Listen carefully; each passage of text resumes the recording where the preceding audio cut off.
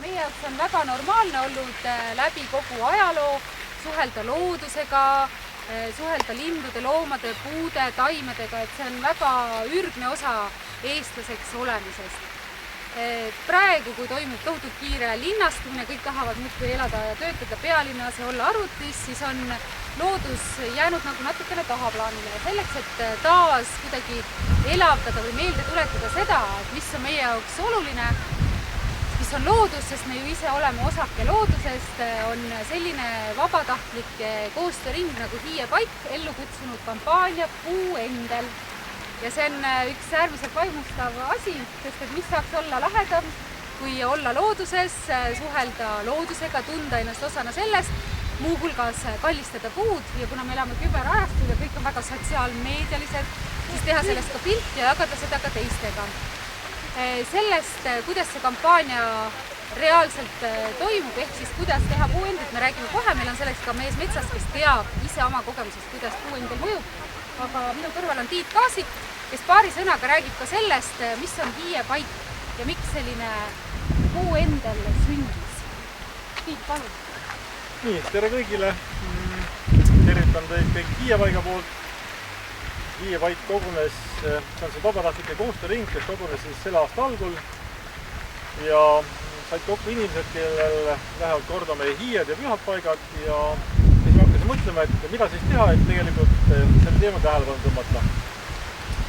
Ja siis tekkiski mõte, et loome Hiie Paiga ja Hiie Paiga siis laiem eesmärk olekski, et teadvustada inimesed, viia inimesed tagasi nagu looduse juurde. See, kes me tegelikult rahvana oleme ja põliselt olnud on ja teine peaeesmärk on see, et siis koos kaardistada ära kõik, üles leida, kaardistada ära kõik Eesti hiied ja teised pühapaigad.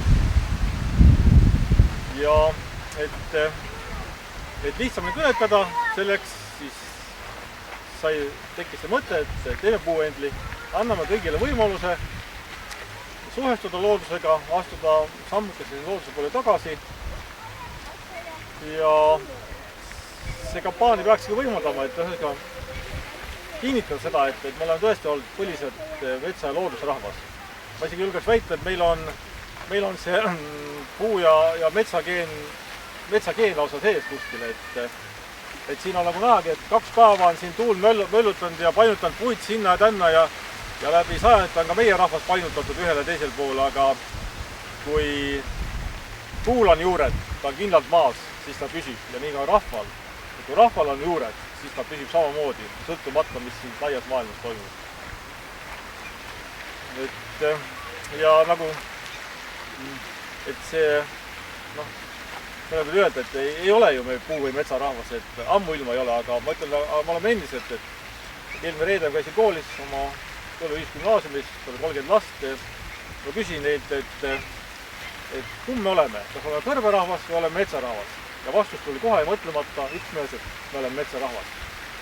Et ka tegelikult noortes on see arusaam olemas, või teine näide, et miks me teeme talgud, koristustalgud, et just eestlased olid see rahvas maailmas, kellele läheb korda, milline on meie ümbrus, et meil oleks puhas, et see looduses korras. Seda ei teinud ükski teine rahvas. Või siis teine näide eluringis, et miks meie surnuaed on metsas. Miks nad ei ole lagedal? Me ei kujutagi ette, et meie surnuaed oleks, me mataksime esivanemad kuskil lagedale. Et tegelikult see arusaam tiksub meis endiselt sees ühel või teisel moel. Kas me seda endal teadvustame või mitte, see on ise.